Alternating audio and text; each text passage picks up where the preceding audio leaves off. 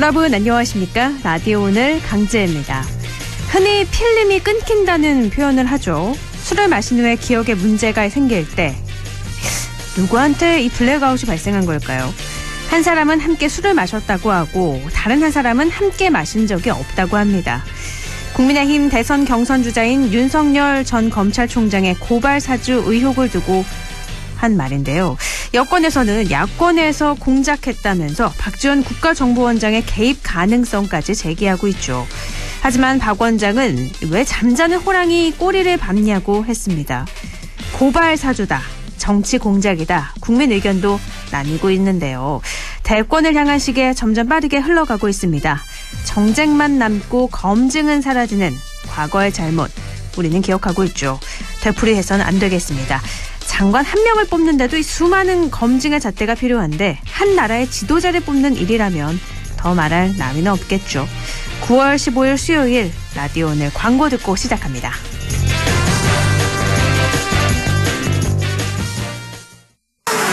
훌쩍훌쩍 알러지엔 간질 알러지엔 애취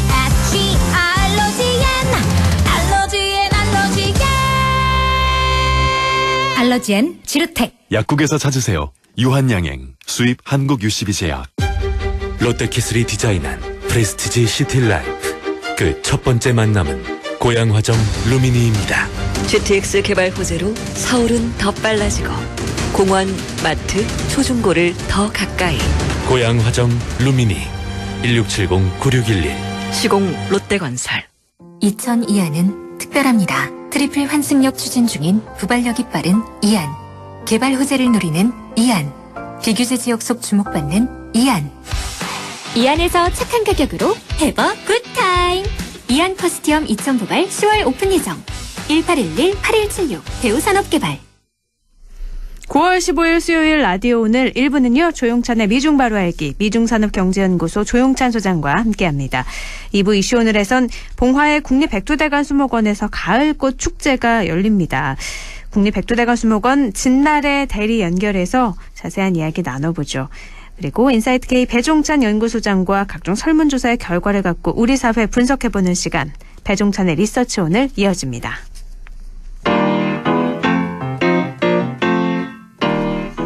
조용찬의 미중 바로 알기. 아프간 수렁에서 빠져나온 조 바이든 대통령의 첫 대외 행보가 시진핑 대통령과의 현재 상황을 정리하는 전화회담이었습니다. 미국 외교, 안보 전략의 초점을 전략적 경쟁자로 규정한 중국에 집중하기 위해서라고 하는데요. 이 시간에는 미중 간 정상회담에 갖는 의미, 또 외교적으로 민감한 시기에 우리나라를 방문한 왕이 외교부장의 속내는 뭔지 자세히 한번 알아보겠습니다. 미중산업경제연구소 조용찬 소장입니다. 소장님 안녕하세요. 예, 안녕하십니까. 네.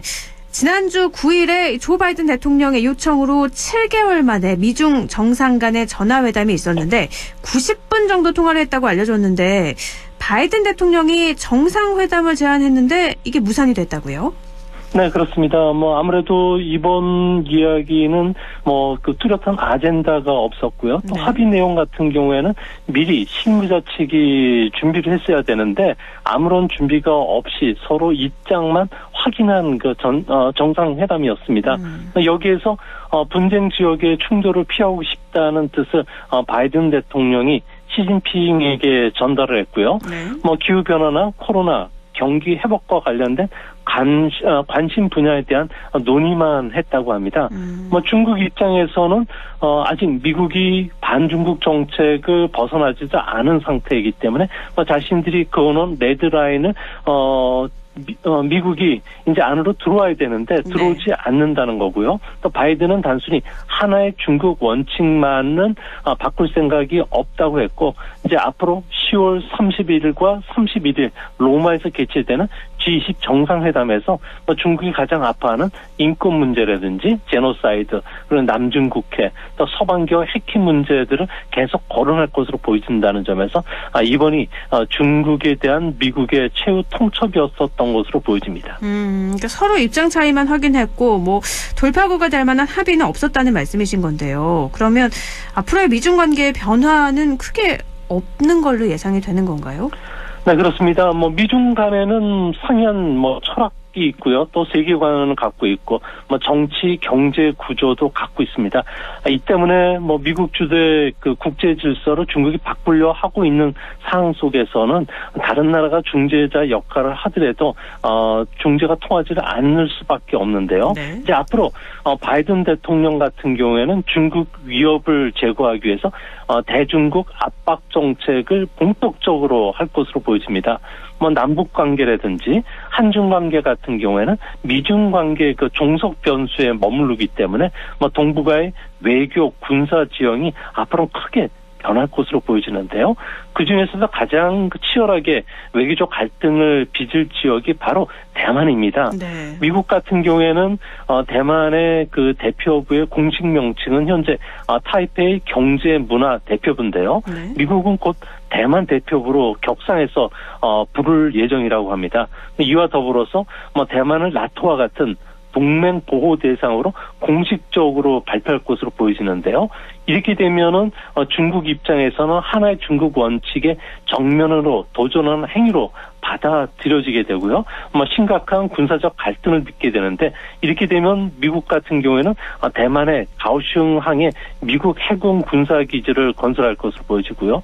여기에 대해서 중국은 미국에 대한 무력시, 불매운동, 문화 배척 등으로 나올 가능성이 크기 때문에 네. 뭐 위험이 앞으로 내년 초까지는 계속 고조되지 않을까 보여집니다.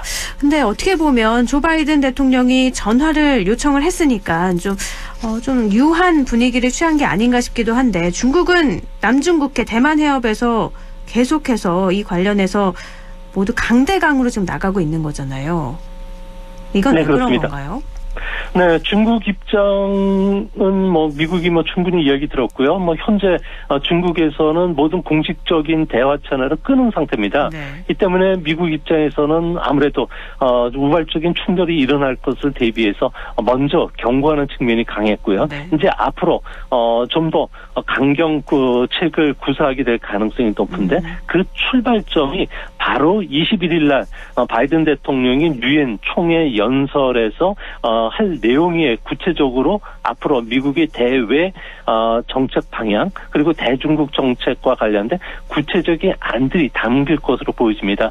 이 때문에 유엔 총회가 끝난다면은 앞으로 대중국과 관련된 구체적인 결과물이 나온다는 점에서 네. 세계 국제 질서 틀이 크게 바뀔 가능성이 있지 않나 이렇게 보여집니다.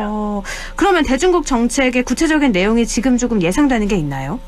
네, 아무래도 대만 문제와 관련해서는 평화나 안보의 중요성을 논의하게 될 가능성이 크고요. 네. 특히 24일 날 워싱턴에서 열릴 예정인 쿼드 대면 정상회담에서는 인도 태평양 지역의 안정 문제라든지 또 반도체와 같은 최첨단 기술, 백신, 기후변화, 우주 쪽과 관련해서 중국의 영향력을 차단하기 위한 아주 폭넓은 내용들이 합의가 될 것으로 보여지는데요. 네. 이후에 어떻든 앞으로 내년부터는 중국 고립화가 좀 더 가속화될 수 있다는 점에서 앞으로 유엔 총회 쿼드 정상회 그 이후에 벌어질 다자간 국제 회의에서 대중국 압박 강도가 점점 높아질 것으로 보여집니다. 네. 이렇게 중국과 미국의 갈등을 커지면 우리나라는 참 난감한데요. 지금 왕이 중국 외무부장이 우리나라를 어제 오늘 1박 2일 일정으로 방한을 했죠. 지난해 11월 25일에서 27일 이후에 딱 10달 만인데 어떤 메시지들을 내놨나요? 네, 지난 11월 달에 왕이가 방한했을 때 중국 측은 아주 강경한 요구사항만 줄줄 쏟아냈는데요. 이 때문에 우리나라의 대중국 여론이 크게 악화됐습니다. 네. 이후에 중국 같은 경우에도 미소 외교로 전환을 했는데요. 이번에도 오늘 11시에 청와대를 방문하면서 왕이 부장 같은 경우에는 서로 협력을 통해서 윈윈 관계를 실현하자 그리고 상대방의 핵심적인 관심 사항에 대해서는 상호 존중하자는 이야기를 했는데요. 네. 이는 앞으로 내년 2월이죠. 베이징 동계 올림픽에 대한 한국의 지지를 요청한 것이고요.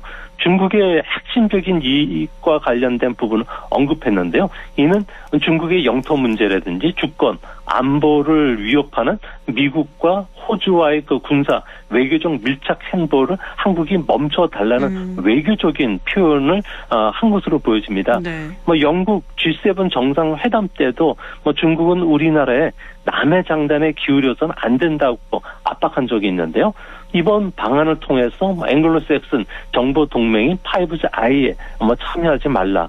그리고 인도 태평양 전략과 관련된 참여 국가의 군사 훈련을 반대한다는 메시지도 간접적으로 전달했기 때문에 앞으로 이와 관련된 우리의 그 고민도 깊어질 것으로 보여지고요. 또 오늘 같은 경우에는 중국과 우리가 평화 프로세스의 조기 재가동을 논의하는 사이에 북한이 KN-23으로 추정되는 탄도 미사일을 발사했는데요. 네. 이제 앞으로 그 북한 같은 경우에도 우리에게 대북 지원 압박이라든지 북한이 한반도와 관련된 국제 정세에서 자신들이 주도권을 찾겠다는 속내였기 때문에 앞으로 북한 문제 또 중국 문제가 상당히 좀 꼬여서 우리 힘으로 아니면 또 동맹국가 같이 해서 이를 풀어나가야 되는데 앞으로 외교적 그 갈등 해법과 관련해서 임기 말로 갈수록 아무래도 레임덕에 빠지는 정부 입장에서는 고민이 좀 깊어지지 않을까 생각이 됩니다. 이래서 왕이 외교부장이 방한을 할 때 정재계 모두의 관심이 집중됐던 건데 지난해 11월 한국을 찾을 때 민감한 사항이 한한령 같은 이슈는 언급을 하지 않았잖아요. 이번에는 어땠나요? 네, 이번 같은 경우에도 여전히 그 한한령 해제에 대해서는 즉답을 회피했고요. 네. 또 우리 정부의 한반도 평화 프로세스에 대해서도 소극적 대응만 하고 있습니다. 이 때문에 우리의 그 대중국 진출 기업들 같은 경우에도 규제가 여전히 풀리질 않고 있는데요. 삼성 같은 경우는 모바일, 또 현대차 그룹 같은 경우는 신차 광고와 관련해서 많은 제한을 받고 있습니다. 여기에 K-팝 공연이라든지 K 그 컨텐츠죠, TV 방송이라든지 영화 같은 쪽에서는 중국 내 유통이나 공연이 전부 중단된 상태고요. 또 방탄소년단이나 엑소, 또 아이유의 팬클럽 계정이 중단되거나 동영상도 지금 삭제되어 있는 상태입니다. 네. 또 블랙핑크의 리사나 로제 같은 경우에는 중국 내 팬클럽이 대단한데요. 30일간의 정지 조치가 내려져 있는 상태고 또 한국 문화나 상품을 배척하는 정풍 운동이 지금 거세게 일어나고 있다고 합니다. 네. 이 때문에 우리나라 기업들 같은 경우 특히 삼성그룹이라든지 그 현대차그룹, SK그룹, LG그룹 같은 경우에는 중국 사업을 축소하는 작업에 들어갔는데요. 공장을 정리한다든지 빌딩 매각도 지금 서두르고 있다고 합니다. 근데 앞으로 중국 주재원 숫자도 크게 줄어든다는 점에서 대중국과 관련된 경제 그 밀착도나 상호 의존도가 많이 떨어지지 않을까 생각이 됩니다. 대중국에 대한 상호에 대한 의존이 많이 떨어질 거다. 알겠습니다. 미국과 중국 사이에서 지금 우리나라 입장 취하기가 점점 더 어려워질 거다 말씀을 하셨는데요. 그럼 어떤 외교 전략을 좀 펼쳐야 될지 이 부분도 좀 짚어주시죠. 네, 미국 같은 경우에는 대중국 고립화 정책에 우리를 편입시켜서 아주 강하게 밀고 나갈 것으로 보여지는데요. 이렇게 되면은 안보는 미국, 경제는 중국에 의존하고 있는 우리 입장에서는 미중 양쪽으로부터 양자 선택을 하라고 압박을 받을 수밖에 없습니다. 네. 아무래도 미국이 주도하고 있는 동맹국 편에 섰을 경우에는 호주에 중국이 가했던 경제적 보복이죠. 소위 말해서 쇠고기, 보리, 면화 같은 주요 그 농수산물과 관련해서 무역 보복을 했는데 우리나라도 고스란히 그런 식의 보복을 할 가능성이 크고요. 또한 인도나 일본처럼 우리나라에 대해서도 군사적 긴장감을 상당히 좀 높일 가능성이 가장 큰 문제가 될 것으로 보여집니다. 네. 이 때문에 우리 입장에서는 중국과의 고위급 대화 채널을 계속 유지시키면서 갈등 관계를 수면 위로 올라가면서 막아야 되겠고요. 또 당장 군사동맹인 쿼드에 바로 참여하기보다는 미국이 주도하고 있는 글로벌 백신 정상회담이라든지 민주주의를 위한 정상회담에 참여하면서 중국과 관련해서 어느 정도 견제할 필요도 있지 않나 이렇게 보여집니다. 네, 참 쉽지 않은 전략이다라는 생각이 드는데요. 주제를 좀 바꿔보면 요즘 잘 나가던 빅테크 기업들의 규제 뭐 중국뿐만이 아니라 미국, EU, 우리나라까지 번지고 있는데 미국의 규제는 중국하고 조금 다르다면서요? 네, 그렇습니다. 뭐 전 세계적으로 지난 20년간을 보면요, IT 혁명, 제4차 산업혁명 때문에 뭐 기업의 효율성, 소비자 후생, 국제 분업, 혁신을 강조를 해왔는데요.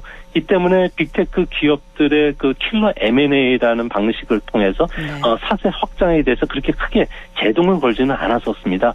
이제 문제는 이런 킬러 M&A 방식이 진행이 되면서 잠재적 경쟁 기업이라든지 재능이 있는 엔지니어를 보유한 신생 기업을 아주 손쉽게 인수를 해서 새로운 사업에 그냥 진출하게 됐는데요. 이 때문에 우리나라 같은 경우에도 오늘 뭐 공정거래위원회가 구글 상계사에 대해서 시장 지배적 남용 행위 그리고 불공정 거래 행위에 대해서 시정하라는 명령과 함께 과징금 2,074억 원을 부과를 했습니다.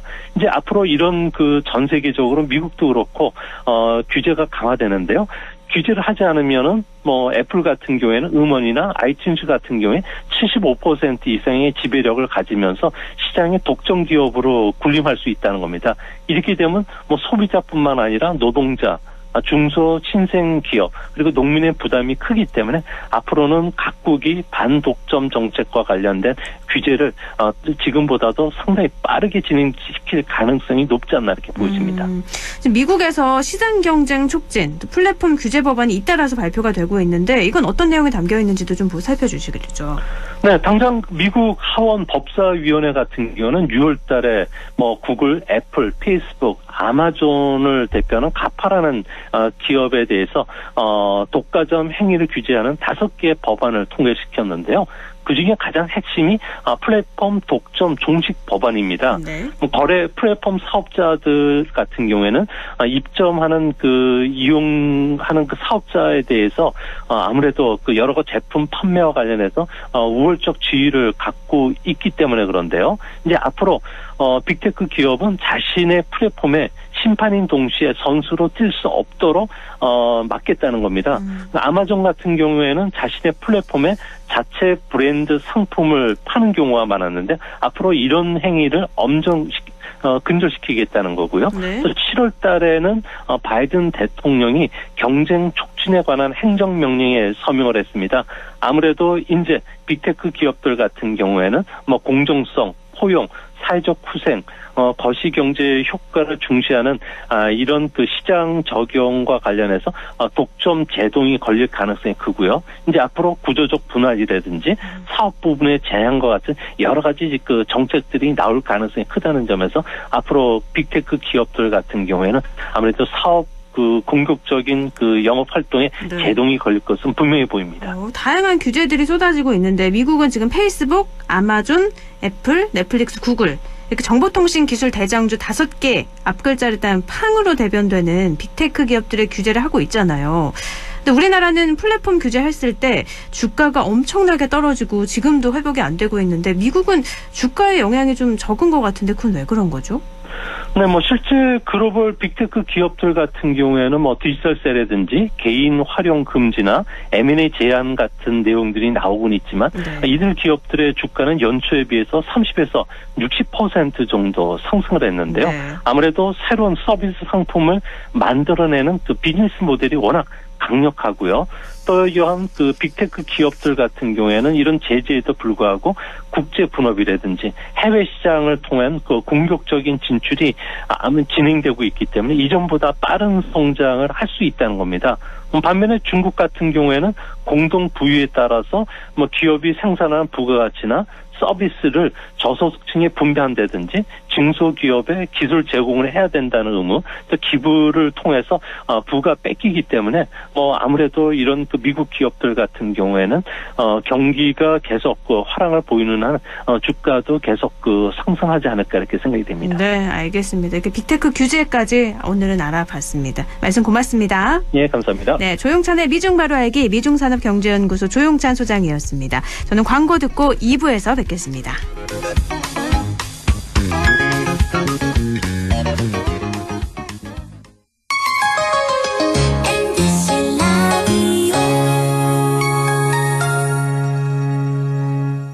할인점보다 시장보다 더 실속 있고 편의점보다 더 편리하게 살 수 있는 곳. 시장보다 더 정이 넘치고 백화점보다 더 품격 있는 곳. 이런 곳이 없을까요? 네, 우리 동네 우리 할인점 홈마트가 있습니다.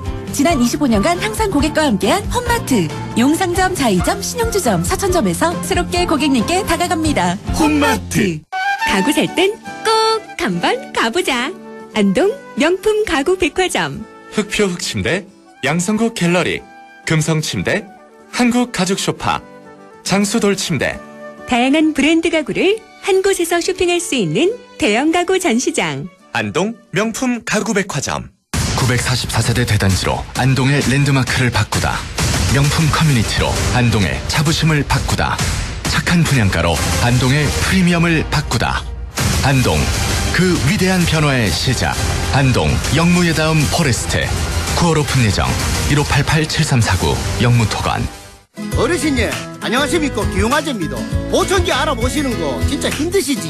이제 하나만 기억해 주이소. 찾아가는 보청기, 집으로 보청기, 보청기 고민 직접 찾아가 속 시원하게 해결해 드리겠습니다. 1544-2222 1544-2922 집으로 보청기.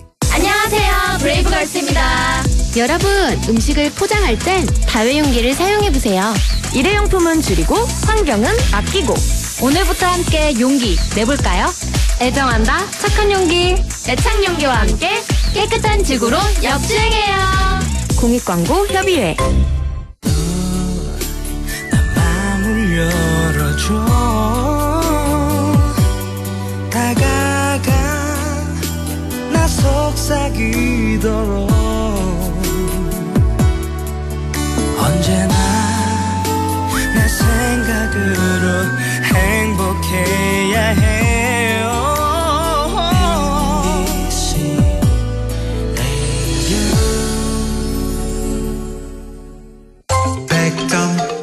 MBC 라디오.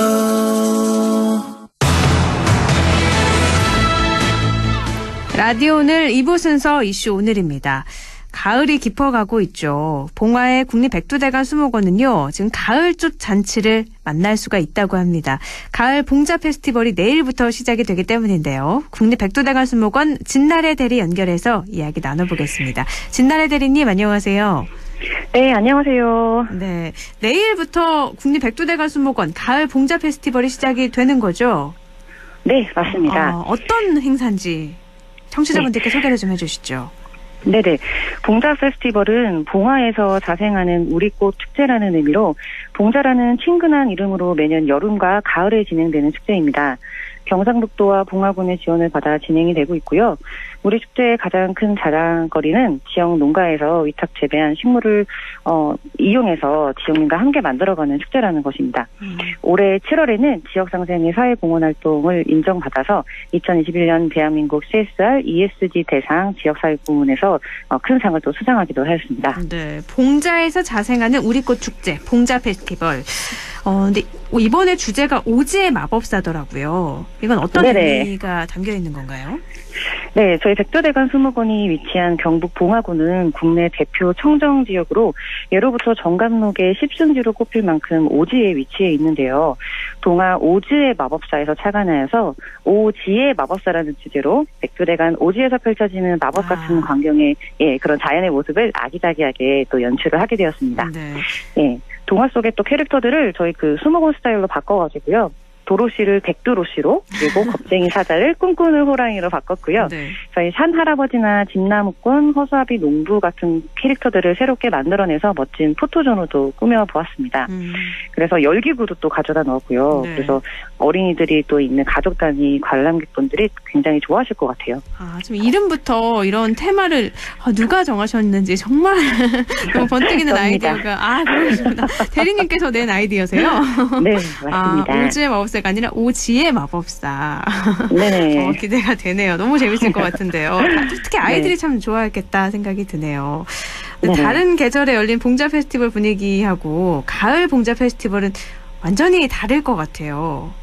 네, 맞습니다. 가을에 또 대표적인 꽃이 이 국화과 식물들인데요. 우리 자생식물인 구절초와 쑥부쟁이 같은 예쁜 국화과 식물들을 다양하게 보실 수 있고요. 또 버들 마편초나 여우꼬리 맨드라미아 같은 은은하게 보랏빛을 내는 그런 꽃들도 만나보실 수 있습니다. 네, 10월 중순부터는 황금으로 물드는 낙엽송들이 또 산 온천지의 또 배경이 또 되거든요. 그래서 멋지게 사진도 찍으실 수 있으세요. 지금 꽃들이 다 핀 거죠? 아닙니다. 지금 조금씩 피고 있는 상태이고, 네네네. 지금 조금씩 만나보실 수 있으세요. 그 찾는 재미도 있겠네요, 그러면. 네네. 이번 가을 봉자 페스티벌에서는 또 특별히 문화 소외계층을 생각한 콘텐츠를 준비했다고 하는데 이건 어떤 거죠? 네네. 그냥 눈으로만 즐기는 수목원의 모습을 다양한 음성 콘텐츠로 만들어서 제공을 하고 있습니다.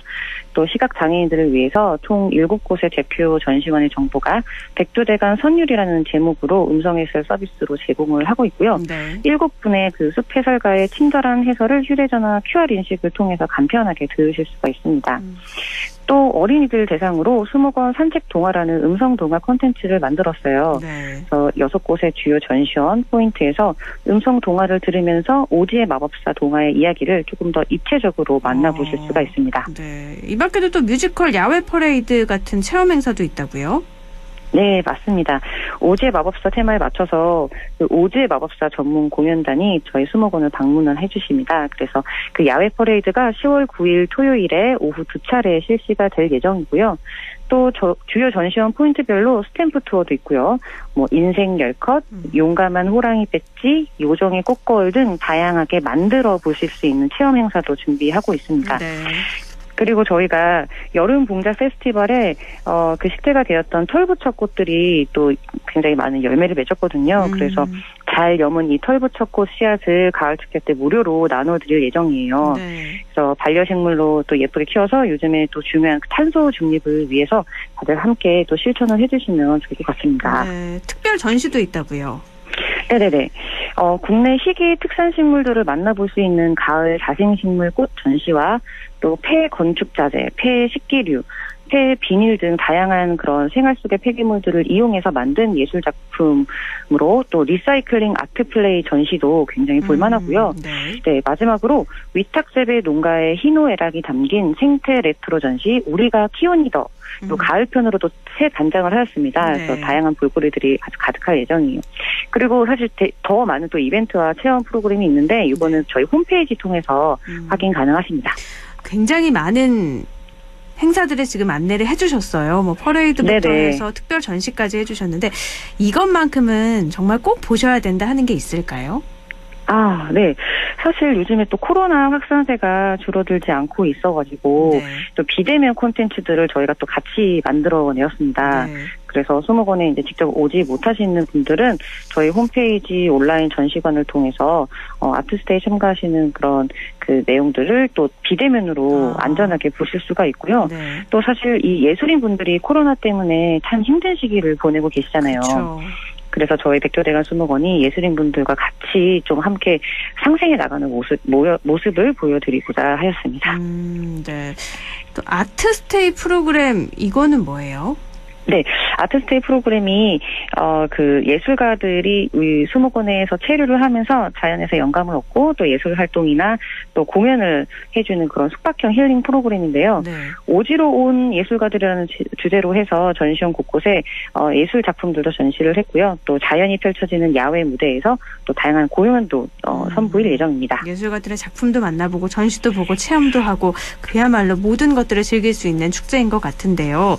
국립 백두대간 수목원 상징이라고도 할 수 있을 것 같아요. 백두산 호랑이. 오늘 10월에 남매 한 쌍이 또 더 수목원으로 온다고요? 네, 맞습니다. 저희가 최근에 에버랜드와 MOU를 또 체결을 해서 백두산 호랑이 남매인 태범이와 무궁이를 10월 중에 또 수목원에 데리고 오게 되었는데요. 백두대간 수목원의 호랑이 숲이 그 자연 서식지와 가장 가깝게 또 만들어 놓다 보니까 동물 복지가 굉장히 우수한 곳입니다. 그래서 두 호랑이들을 아주 건강하게 잘 보살필 예정이고 또 앞으로는 멸종 위기종의 이 호랑이들의 종 보존을 위해서 한국 호랑이 번식과 또 질병 연구도 함께 진행을 할 예정입니다. 지금 백두대간 수목원에 호랑이가 몇 마리가 있나요?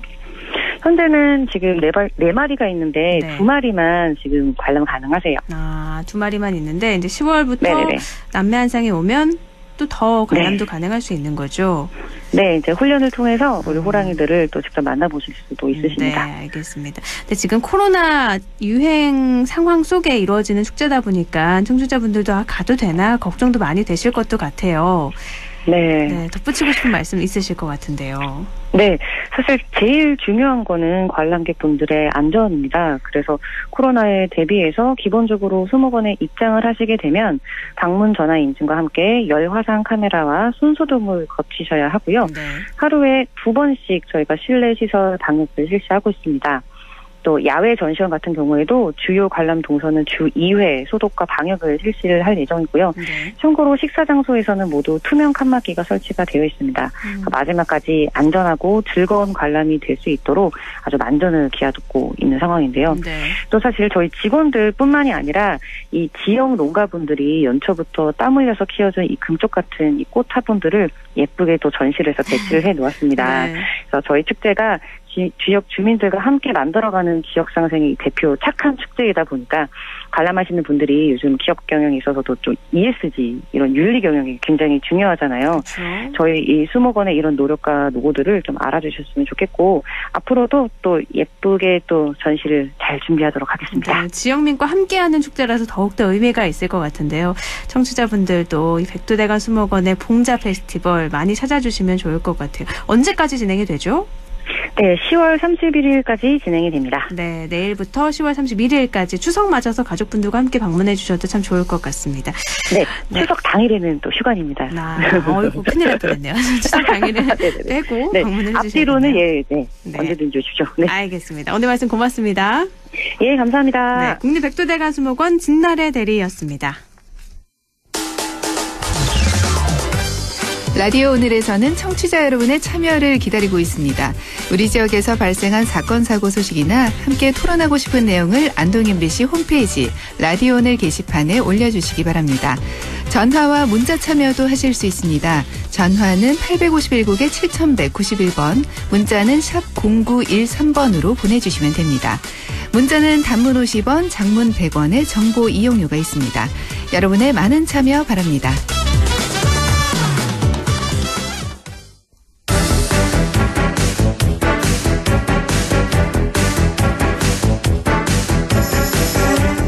리서치 오늘 인사이트 K 배종찬 연구소장과 함께합니다. 소장님 안녕하세요. 안녕하십니까, 배용찬입니다. 네, 이제 추석도 얼마 남지 않았는데요. 네. 매주 저희가 알아보고 있죠. 추석 앞둔 차기 대선 후보 지지율부터 좀 살펴주시죠. 이제 6개월도 남지 않았습니다. 6개월도 안 돼서 3월 9일 내년 대통령 선거가 열리게 되는데 차기 대선 후보 지도조사도 그만큼 뜨거워지고 있습니다. 리얼미터가 JTBC의 의뢰로 지난 11일, 12일 실시한 조사인데 차기 대선 후보로 누가 적합한지 물어보았습니다. 자세한 사항은 중앙선거론조사 심의위원회 홈페이지에서 확인 가능한데 윤석열 후보 27.1%, 이재명 후보 26.4%로 양강구도로 나타났습니다. 최근 약진이 두드러지고 있는 인물이죠. 홍준표 후보 18.1%, 이낙연 후보 12.5%로 나타났습니다. 27.1%, 26.4% 큰 차이는 아닌데요. 네. 지금 고발사주 의혹으로 타격을 입은 윤석열 후보 지지율 하락세는 멈춘 건가요? 멈춘 걸로 보입니다. 그러니까 3주 전과 비교를 해보면 같은 조사기관의 조사에서 리얼미터 조사에서 나타났던 지지율보다는 좀 떨어졌거든요. 그런데 지난주와 비교를 해보면 또는 다른 조사들과 결과들과 비교해보면 대체로 윤석열 후보의 하락세가 멈춘 현상으로 결과로 나타나고 있는데 가장 큰 이유는 역시 본선 경쟁력으로 보입니다. 홍준표 후보가 약진하고는 있지만 그럼에도 불구하고 본선에서 이길 수 있는 후보가 누구냐. 또 고발 사주 의혹으로 윤석열 후보가 아직 규명된 것도 없는데 와르르 무너지는 경우에는 그만큼 국민의힘 또 정권 교체를 여망하는 정치 세력으로서는 큰 타격일 수밖에 없거든요. 그렇기 때문에 다시 윤석열 후보를 중심으로 지지층이 결집하는 현상, 또 지지율이 유지되는 결과가 나타나면서 윤석열 후보 지지율 하락세가 멈춘 것으로 풀이됩니다. 홍준표 후보도 좀 살펴봐야 될 것 같아요. 골든크로스 네. 추석을 시점으로 골든크로스가 일어날 거다라고 예상을 하고 있는데 홍준표 후보는요. 근데 아직 국민의힘 지지율에서는 윤석열 전 후보하고 차이가 좀 나잖아요. 가장 큰 거는 이제 국민의힘 지지층이 누구를 지지하느냐가 중요한 것이고 말씀드렸던 대로 본선 경쟁력이 될 수 있을 텐데 국민의힘 후보만 또 보수 진영 후보만 놓고 보면 홍준표 후보가 속속 앞서는 조사 결과로 나오거든요. 그런데 그건 이제 더불어민주당 지지층이 이 홍준표 후보를 일방적으로 선택하기 때문에 나타나는 현상으로 볼 수가 있는데 리얼미터와 JTBC의 조사에서도 보수 야권 대선 주자 적합도만 보면 홍준표 후보가 36.1%, 네. 윤석열 후보가 29.8%예요.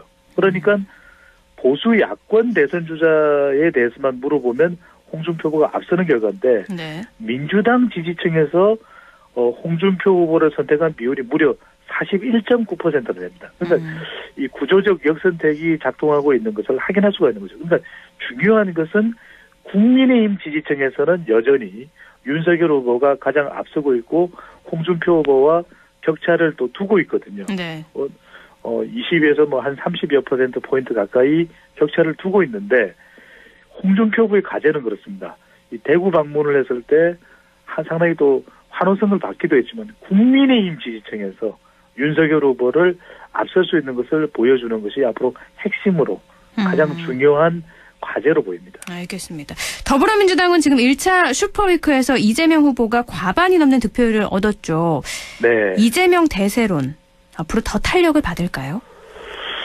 일요일 저녁만 하더라도 이런 분위기가 있었죠. 그런데 큰 이슈가 또 터졌습니다. 네. 그러니까 어제까지만 하더라도 월요일 그러니까 그저께만 하더라도 이재명 후보의 대세론이 또 탄력을 받는 모양새였는데 이 슈퍼위크 결과도 과반을 넘긴 결과 아니겠습니까? 네네. 그런데 바로 이 성남시 분당구 대장동 이 특혜 의혹이 불거졌습니다. 이게 지금 이재명 후보로서는 가장 큰 이 대선 후보로서의 이 운명에까지 타격을 줄 수 있는 이슈가 되는 셈이거든요. 왜냐하면 이게 부동산 이슈이기도 하고 또 쉽게 또 납득이 안 가는 의혹이 될 수도 있다라고 하는 지적이 잇따르는데 이게 화천대유 자산관리공사가 이 참여를 한 사업이고 언론인 출신인데 또 2014년 지방선거가 있고 난 이후에 이재명 당시 성남시장을 또 인터뷰를 했던 적도 있다는 언론인이에요. 네. 만약 이게 어떻게 이 이슈가 커지느냐에 따라서 또 전개되느냐에 따라서 앞으로 이재명 후보의 이 지지율에 또 대선 후보로서의 운명에 가장 큰 변수가 될 것으로 보입니다. 이 지사의 관계로 인해서 이 업체 소유자가 특혜를 받은 것 아니냐 이런 의혹이 지금 나오고 있는 거죠. 의혹입니다. 아직까지는 의혹이고요. 이게 이제 앞으로 어떤 식으로 전개가 되는지 어떻게 규명이 되는지가 월요일 날 이재명 후보는 기자회견을 열어서 전혀 자신과는 상관이 없다.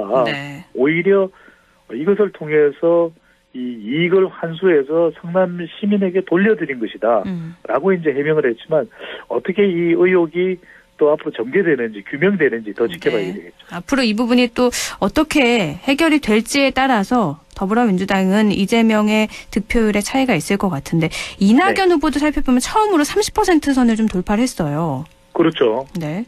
이재명 후보가 이런 이제 의혹에 이 봉착을 한 상황인데 이낙연 후보에게는 과연 기회가 될 수 있을까? 그러니까 이낙연 후보 측에서도 진상이 규명돼야 된다. 이 대장동 특혜 의혹에 대해서 이야기를 하고 있는 상황은 그만큼 이낙연 후보도 위기 국면이거든요. 1차 슈퍼위크에서 30%가 넘는 득표를 하기는 했지만 이재명 후보는 상당히 격차가 있고 국회의원직을 사퇴했지만 아직까지 그 효과는 본격적으로 나타나고 있지는 않고 정세균 후보가 사퇴한 것이 과연 어느 정도 이낙연 후보에게 유리하게 반영될지 25일 이제 이 전남 또 광주 순회 경선이 있거든요.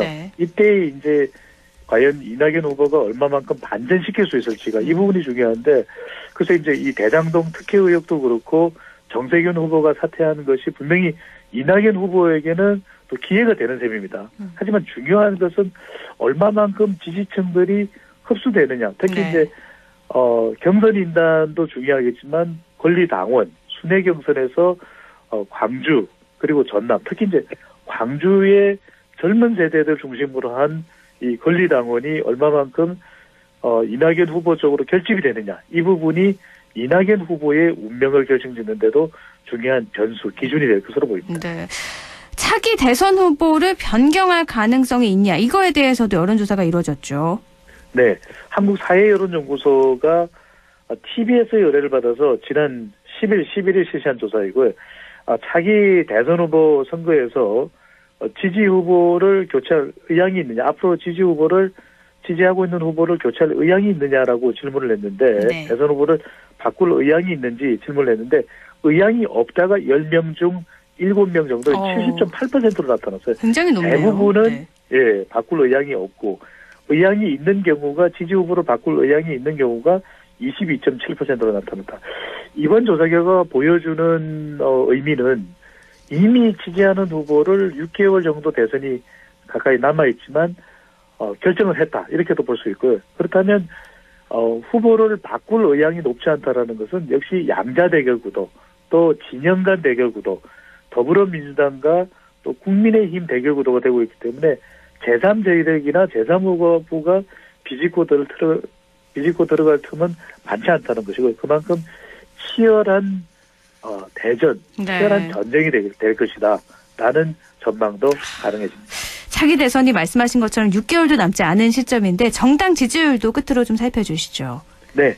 같은 조사기관에서 어느 정당을 지지하는지 물어봤는데 한국사회여론연구소 조사에서 국민의힘 지지율은 36.1%로 나타났고요. 네. 더불어민주당은 33.7%로 나타났습니다.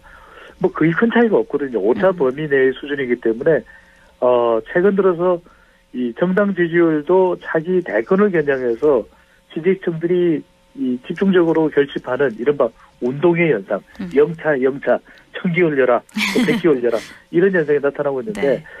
추석 민심이 중요해 보입니다. 물론 과거처럼 명절날 특별하게 더 지지가 바뀌게 되거나 이 선거에 결정적인 영향을 주는 이슈는 또 코로나 국면이기 때문에 많이 모일 수가 없는 것도 또 영향을 주는 데는 제한적일 수밖에 없습니다. 이른바 용광로 효과, 창트 효과는 없다 하더라도 이 명절이 지나면서 명절을 관통하면서 또 정당 지지율 또 차기 대선 후보에 관련된 지지율도 영향을 받을 것으로 보입니다. 네, 오늘 여기까지 정당 지지율까지 살펴봤습니다. 말씀 고맙습니다. 감사합니다. 리서치 오늘 인사이트 K 배종찬 연구소장이었습니다.